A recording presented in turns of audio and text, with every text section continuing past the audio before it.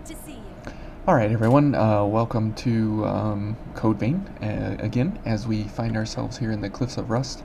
We are going to be showing a kind of a build here that is, I'm going to call it the Blood Red Army, after one of the fellow Revenants that also plays the game, Red Army 313. So this will kind of be a video for him about blood and how to put it together and to make sure that you can have enough to go on the offensive while at the same time you're going on the defensive, while at the same time you can kind of smash through anything. So this will be applicable for the Cliffs of Rust, and it will also be applicable for the dried up trenches, or the bloody trenches, either way you want to call it. And we are going to be running Queen's Ribcage here, and as you see we have an A+ in willpower, which then when we run Cognitive Zeal here we will go up to an S in willpower and an A in mind. Now mind will not be of any interest to us here, as we are going to be focused solely on Dark and Drain attack. So anytime we get a backstab we will most likely get close to killing, if not killing, and at the same time we will have really good Dark damage, and that'll even go higher with Cognitive Zeal. So it was at 1320, now we're at 1364, so it's a little bit higher, but currently we are at S rank on willpower, and since the Venus Claw is the highest Dark and backstab potential that we can go for currently, as you see, if we go for the Ivory Grace, it has a little bit less Dark power. If we go for an intensified to match stats here, so it has a little bit less Dark damage, and as you see here, where are we? Oh, as you see here, our Drain attack is extremely low as compared to the Venus Claw. So the Venus Claw will be our optimal choice here, I guess you could say. And if we go for the Black Blood Liberator, again, higher Dark damage, lower Drain attack. Go for the Ruinous Chevalier, higher Drain attack, or a little bit higher than the Black Blood Liberator, but higher Dark damage, but still nothing compared to the Drain attack of the Venus Claw. And also we have the Broadsword Devour, as this has an 88 across the board, and when we're paired with Steady Bulwark, we get 100 across the board. So we have perfect block now. Anytime we come up against an enemy, we can simply block their shenanigans and block their attacks, unless it's an unblockable, in which case obviously you wouldn't be able to block it anyways. And then we have 4 blood gifts, and since the Cliffs of Rust or the dried up trenches, they are all weak to blood and various other enemies throughout the game, but anytime you're up against an entire blood squad, this will absolutely destroy everything.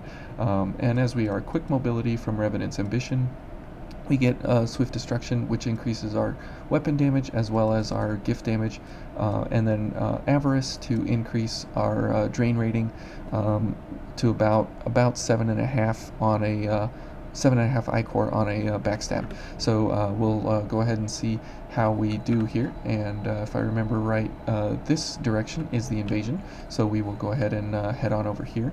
Now we're going to run it solo here at the beginning, just to see how we do, and since we are running massive Dark damage with Blood-Sucking Blades, our drain rating goes up pretty exceptionally high there.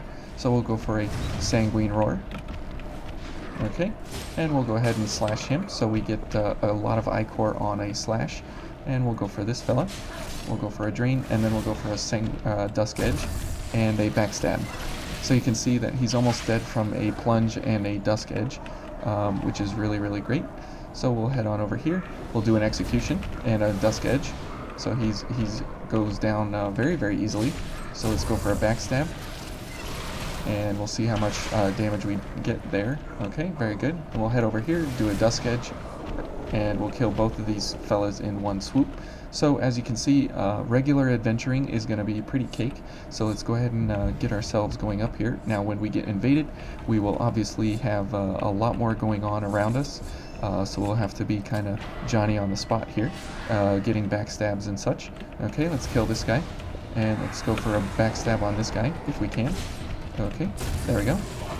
And Draconic Stake will be very hard to worry about, simply because it it has a very, very long startup time.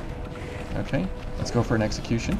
Okay, now that does have an AoE built into it, so you can absolutely ruin the enemy. Oh, that was a misstep there. So I should have been blocking, but yeah, we have all the tools in the right place. It's just kind of dependent on backstabs, but it's a lot of fun to kind of just run through each of the enemies here. Okay, let's give it one more go, and we'll see if we can get through the invasion. And we'll try for a draconic stake here. So you see the startup time is extremely long, but it is a very, very, very powerful, very, very powerful gift. Okay, so let's get our stuff going here. And like I said, we should have definitely been blocking there. Whoops. And that would have helped us not take that damage from that fella, but I was banking on the fact that I would get a backstab, but I didn't, obviously. And, you know, I paid for it. So we'll go for a backstab on this guy, since we can. And so the Blood Angel here is going to demonstrate all the blood. So if you're looking for a blood build, this is a great, great, great way to go about getting blood damage out on the enemy and getting it out quick. Okay, I'm not sure what this guy's doing, but he's obviously trying to kill us, but we're gonna just take care of him right quick. Okay, so let's go ahead and get ourselves going again here.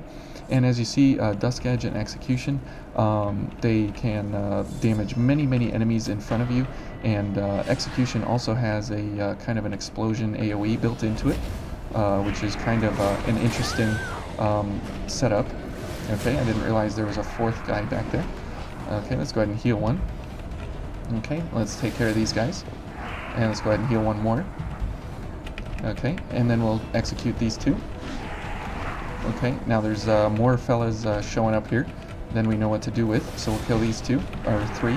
We'll kill all three. Okay, let's get a backstab if we can, before we get knocked to the ground. Okay, okay, let's go for a Sanguine Roar. Okay, and we'll kill him. There we go. And we got another big boy. Okay, good. And we got a backstab as we are out of Ichor. So this is when things really get dicey. Okay, let's go for an execution. That should kill multiple people there. And we can go ahead and block that. And block that. Now we are taking a little bit of damage because remember with a guard booster we have 96 across the board for a block. So we're taking a little bit of damage, but nothing too considerable. Now for this fella, we'll go for a Pierce. Whoops. And we're dead. Because of the startup time on Draconic Stake, but that was the last fella. And so Draconic Stake is very, very good if you are at distance, kind of going for one-off enemies. However, the others are pretty quick in Dusk Edge and Execution, and even Sanguine Roar is pretty quick if you are paired up with your Gift Accelerator and Gift Prowess. Okay, so we'll go ahead and go for it again here, and we'll go for a Draconic Stake on this fella, since he's you know, kind of in our way there. And you can see that it does that crazy startup there, and it kind of blinds the player.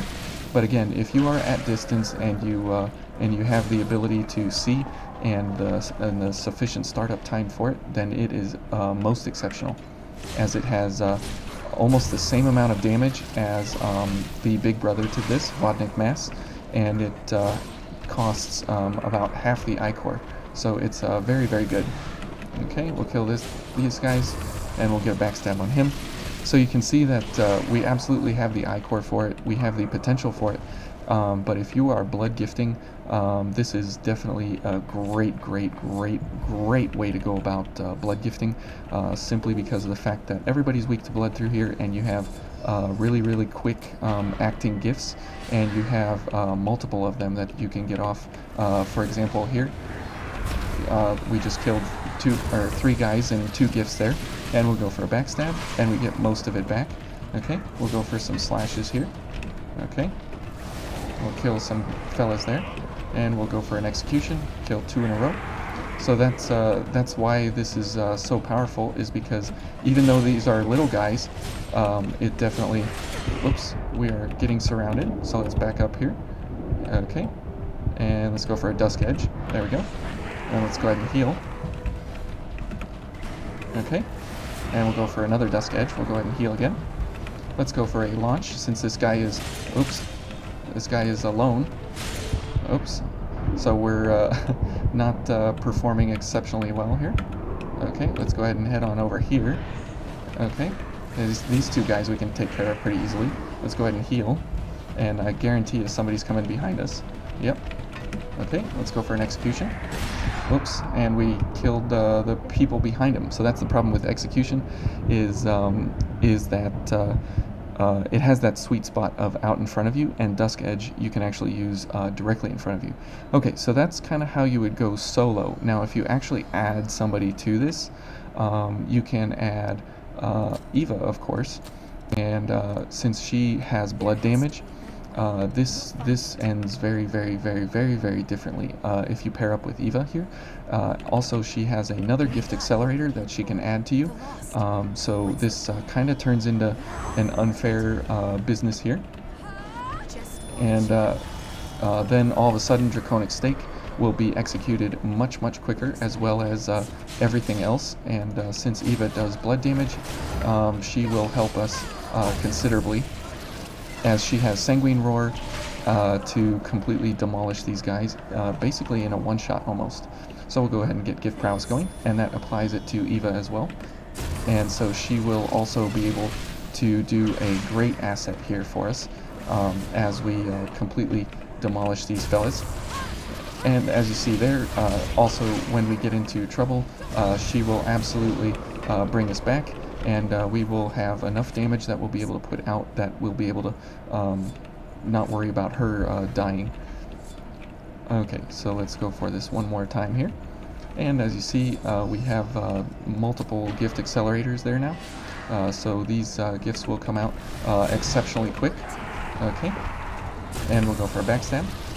So you can see that Dusk Edge comes out much quicker. Okay, we'll go for a Draconic Stake. You can see it coming out much quicker there. Oops. Okay. And we'll kill that. Oh, we missed that guy up there. Okay, we'll go for a Sanguine Roar. And we'll kill these two. Get them off of Eva there. We'll go for an Execution there. We'll kill him. Okay, now we do need some Ichor here.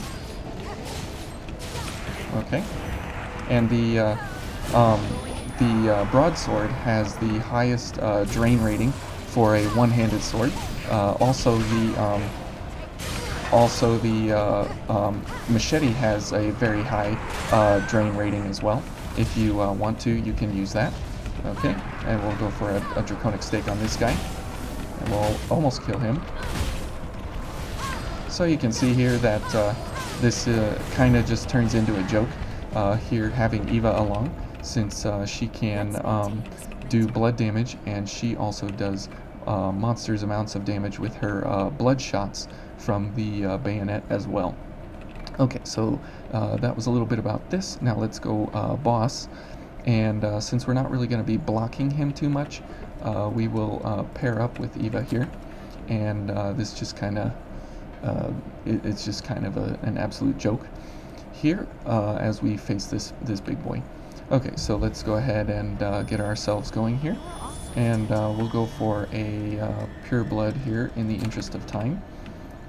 Okay, and oops, and we'll go for Eva. There we go. Okay, and we'll go for all the drain and accelerating things here. Okay, and this guy will melt before our very eyes.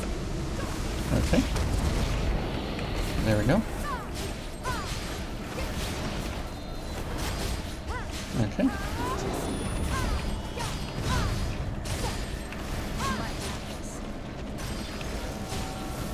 Oh, and we didn't quite get him in a one go there, but that's fine. As you see, we completely ruin this guy as we get into that stagger state, and when he stands up, oh, and blood damage versus this fella is just absolutely unfair. So that's a little bit about running a blood build. Again, it's the Queen's Ribcage paired up with the 4 bloods here, and steady bulwark for blocking, as that gives you a 100 block across the board. And since you have a Devour version, your drain rating on block is very, very good. Now the machete, it has a little bit more damage. You still can run quick mobility here, which is why the machete is a also a good alternate choice. But it doesn't have quite the block that the broadsword does. So if you were using this and you went for steady bulwark, you would notice here that you are at 97 across the board, so you would have to absolutely use guard boosters, which increases your defenses +8 across the board. And so here now you have 100 block, but you'd have to have guard booster running and steady bulwark at the same time. But if you like the machete, this is absolutely a very cool weapon, and the running attack is a very fast restart animation, and it's a very, very quick animation. So thank you all for watching. Red, I hope you enjoy this and you actually go forth and do great things with blood. So the Blood Red Army, build here. So thank you all for watching, and we'll see you in the next one.